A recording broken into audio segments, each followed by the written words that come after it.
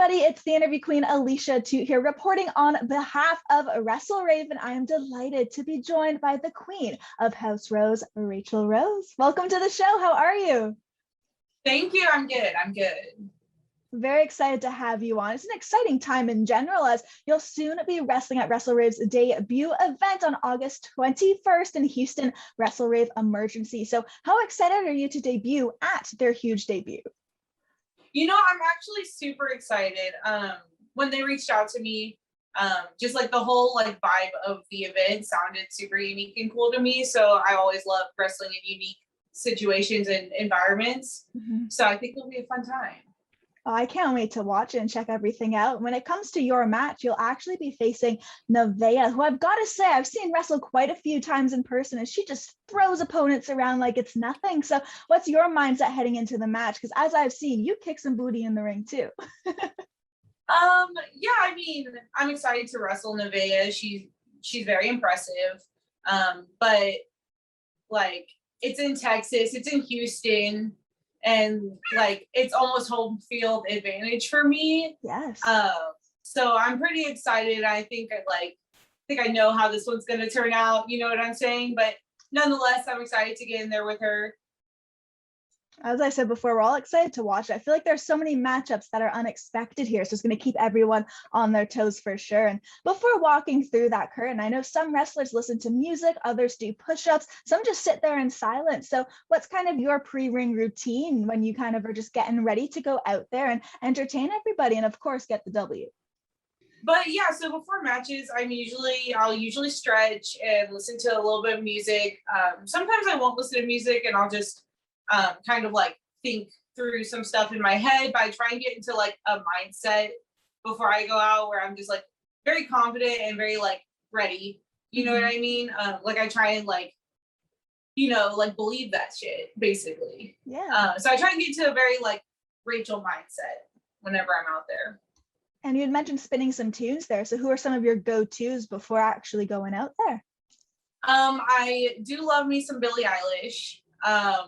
I do like listening to Eminem sometimes when I need to get like pumped up. Gets you hyped. Like, he's just like the most confident person I've ever like heard.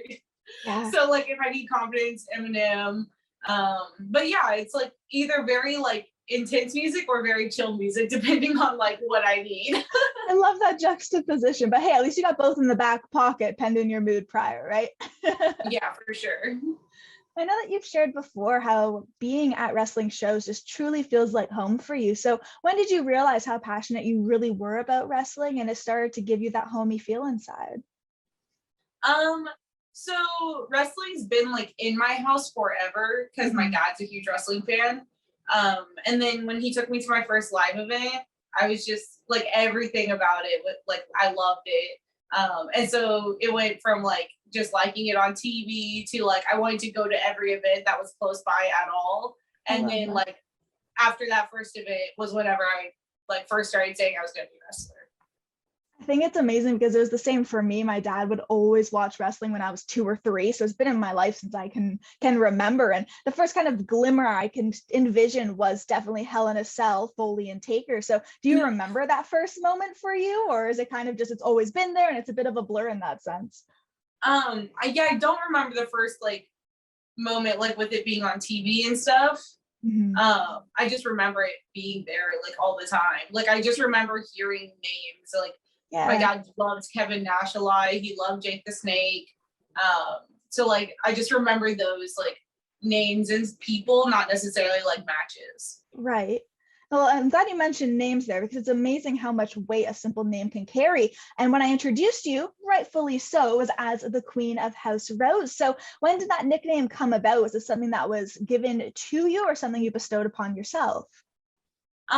So the Queen bit was actually from a fan. He started it as I think just like encouragement, like cheering for me when I would come out. He was at like almost every show I was at, and he would just scream, "Yes, Queen," like every time I was in the ring. And so it started catching on.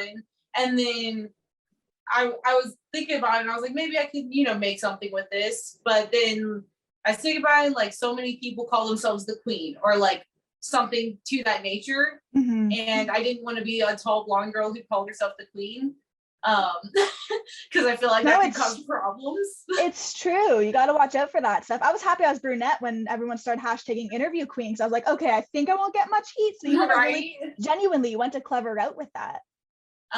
So I tried to think of like the queen of what, like what am I the queen of kind of deal. And then with the name Raychell Rose, it was just kind of like the queen of like this specific thing that I created, as in House Rose. No, it definitely sticks and works perfectly. Like I like how it just flows off the tongue very, very easily. Now, not long ago, you actually wrestled in a baseball stadium, which is a pretty sweet spot to come out to. So where's the weirdest or coolest place you've ever wrestled?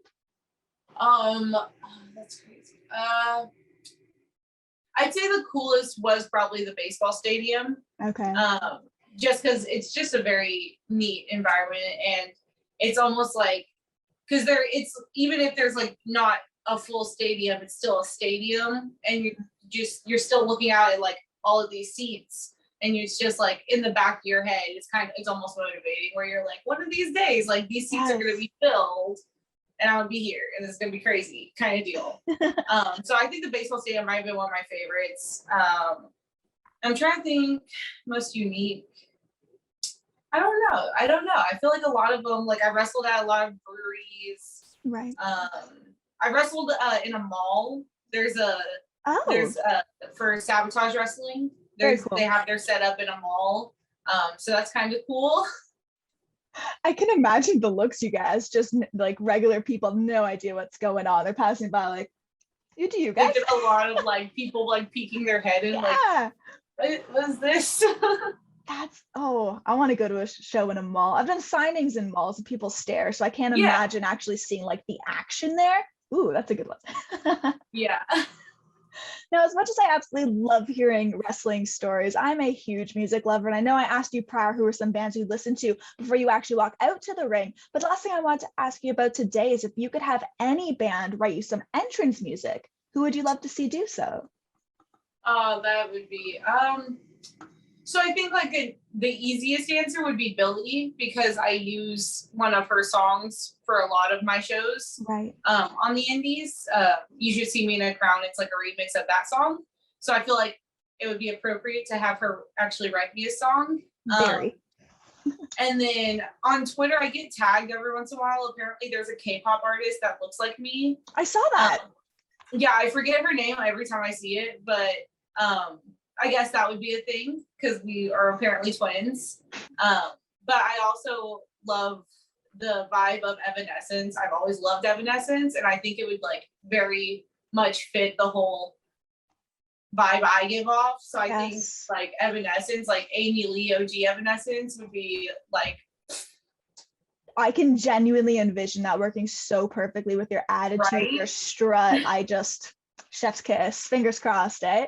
For real. Be like, what's up, Amy Lee? Yes, you know what's strange? You never know what can come from a tweet. I've had some weird stuff come from just sending a tweet. So I'm going to keep an eye on that.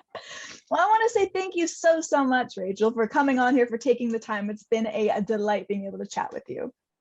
Oh, no, it was great. Thank you.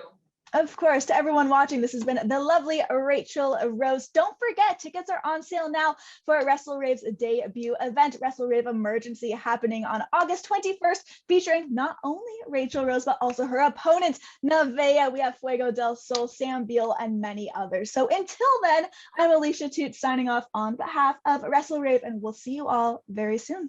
Bye, everybody.